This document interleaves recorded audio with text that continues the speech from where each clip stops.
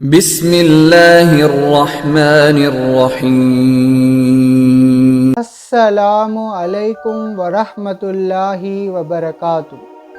الحمد للہ حمدًا کثیرًا طیبًا مبارکًا فی۔ میں محمد غوث الاعظم تجوید کلاس میں آپ سبھی کا خوش آمدید۔ انشاءاللہ آج کے ویڈیو میں ہم کچھ علامتیں جہاں ہم کو وقف کرنا چاہیے ان کو سمجھنے کی کوشش کریں گے۔ قرآن میں کچھ علامتیں یا نشانیاں ہوتے ہیں، کیونکہ قرآن عربی زبان میں نازل ہوئی مگر ہم عربی اللسان نہیں ہیں، ہمیں اس بات کی سمجھ نہیں ہے کہ کہاں ہمیں رکنا ہے، کہاں رکنا نہیں ہے، کہاں رکنے سے معنوی اعتبار سے غلط ہوگی، کہاں نہ رکنے سے معنی میں قرآن کے جو معنی ہو وہ بگڑ جائیں گے۔ اس کی سمجھ ہمیں نہیں ہے کیونکہ ہم عربی اللسان نہیں ہیں۔ اسی لیے بہرحال قرآن میں کچھ علامتیں دی گئی، کچھ علامتیں جہاں ہمیں ضرور رکنا ہوگا اور کچھ علامتیں ایسے ہیں جہاں ہم رکے بغیر آگے بڑھنا ہوگا، کیونکہ معنی میں فساد نہ ہو۔ معنی خراب ہوئے بغیر ہم کو قرآن پڑھنا ہے تو ان علامتوں کو ہم فالو کرنا ہوگا۔ تو ان علامتوں کو اب ہم جانیں گے۔ ہم انشاءاللہ پہلا علامت دیکھیں گے جو ہے میم۔ دیکھیں اس کا رول، یہ وہ علامت ہے جہاں ضرور ٹھہرنا چاہیے۔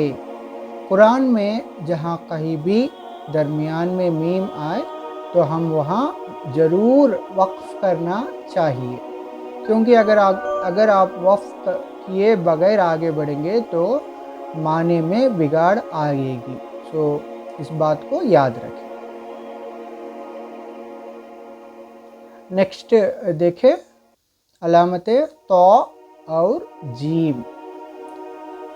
اس کا قاعدہ دیکھیں، یہ وہ علامت ہے جہاں ٹھہرنا چاہیے۔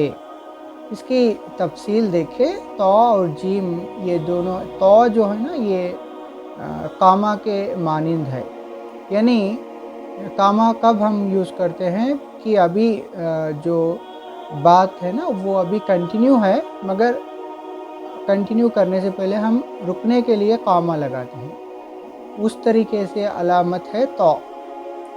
اور یہاں تو آپ کو رکنا چاہیے، وقف کرنا چاہیے۔ تو جیم میں آپ کو آپشن ہوگا کہ آپ چاہے تو ٹھہر سکتے ہیں، یا اگر آپ آگے بڑھنا چاہے تو آگے بڑھ بھی سکتے ہیں، مگر ٹھہرنا میں بہتر ہے، ٹھہرنے میں بہتر ہے۔ یہ تو اور جیم میں یہی فرق ہے۔ جیم میں آپ کو آپشن ہوگا کہ آپ چاہے تو ٹھہر سکتے ہیں اور آگے بڑھنا چاہے تو آگے بڑھ سکتے ہیں، مگر ٹھہرنے میں بہتری ہوگی۔ تو جو ہے وہ تو آپ کو ٹھہرنا ہی ہے۔ یہ جو کاما ہم یوز کرتے ہیں اس کے مثل ہے عربی میں۔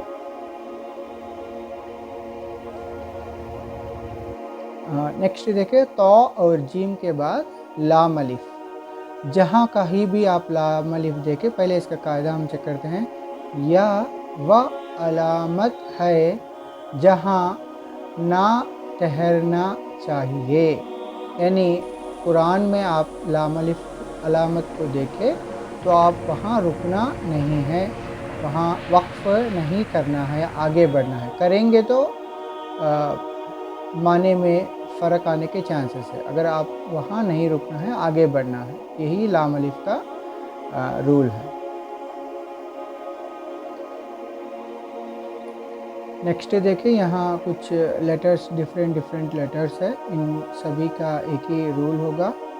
ज़ा, सौद, लाम, या, सौद, ऑफ, कॉफ और फा, ये जो 1 2 3 4 5 है अलग अलग लेटर्स ये, तो इनका सभी का एक ही रूल है। ये देखें, यह वह अलामत है जहाँ ना ठहरना बेहतर है। बेहतर यही है कि वहाँ ना रुके, आप वक्फ ना करें। मगर अगर आपकी सांस टूट रही है तो आप वक्फ कर सकते हैं। ये जो सौद, लाम, या अलामत होगी तो यहाँ आप ना रुके, ये लाम अलिफ के बराबर का इसका रूल है, यहाँ आप आगे बढ़ना होगा। और कॉफ फा है, यहाँ आप अगर सांस टूटती है कॉफ में और कॉफ और फा में, अगर आपकी सांस टूट रही है तो आप रुक सकते हैं। अगर नहीं टूट रही है तो आपको यहाँ कंटिन्यू करने में ही, वक्फ किए बगैर आगे बढ़ने में ही बेहतरी होगी। मानवी एतबार से आगे बढ़ने में, यानी वक्फ किए बगैर आगे बढ़ने में बेहतरी होगी, माने में कोई फसाद नहीं आएगा। नेक्स्ट अलामत देखें वक्फ की, सुकूत और वक्फ, इन दोनों के बारे में देखेंगे। यह वह अलामत है जहाँ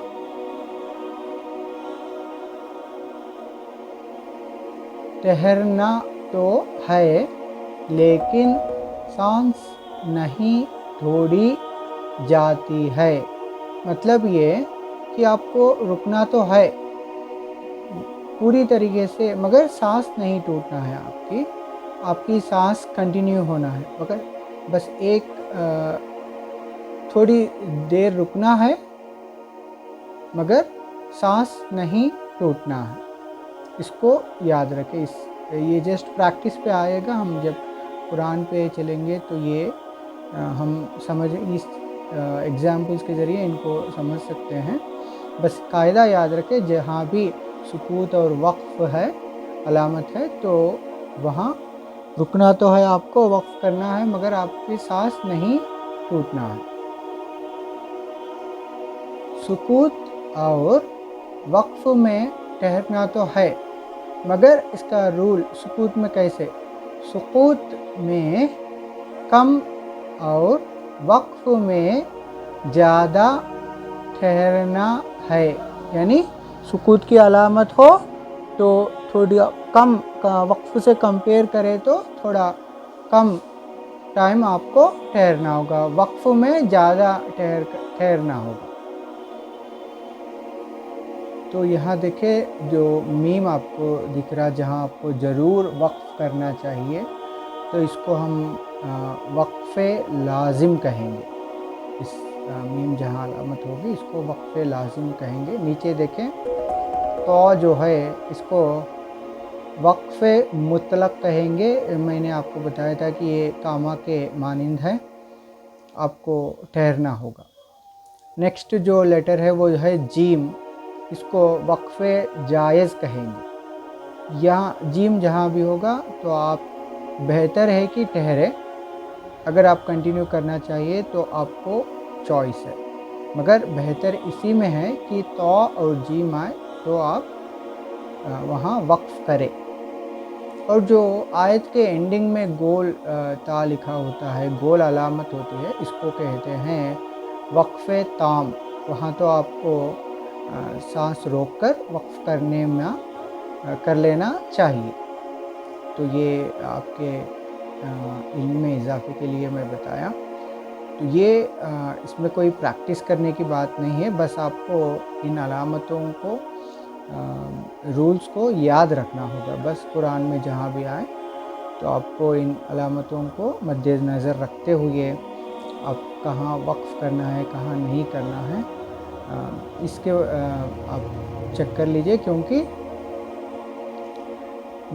معنی میں خرابی نہ آئے، قرآن کے معنی میں خرابی نہ آئے، اسی لیے یہ علامت قرآن میں دی گئی۔ اگر آپ پہلی بار اس چینل پہ آئے ہیں تو تجوید کلاسز کے لیے اس چینل کو سبسکرائب کر لیں، لائک کریں، اپنے دوست احباب میں اس خیر کو شیئر کریں۔ انشاءاللہ عنقریب شاید ہو سکتا ہے یہ ہمارا لاسٹ سبق ہو تجوید رولز میں۔ اس کے بعد ہم قرآن کریم کو ان رولز کو، ان تجوید رولز کو اپلائی کرتے ہوئے پڑھنے کی، سمجھنے کی کوشش کریں گے۔ آپ دعا کریں کہ اللہ تعالیٰ اس کام میں ہمارے لیے آسانی فرمائے، اور ہم بھی دعا گو ہے کہ آپ سیکھنے کے لیے جو وقت یہاں دے رہے ہیں، اللہ تعالیٰ آپ کے آخرت کی نجات کا ذریعہ بنائے۔ السلام علیکم ورحمۃ اللہ وبرکاتہ۔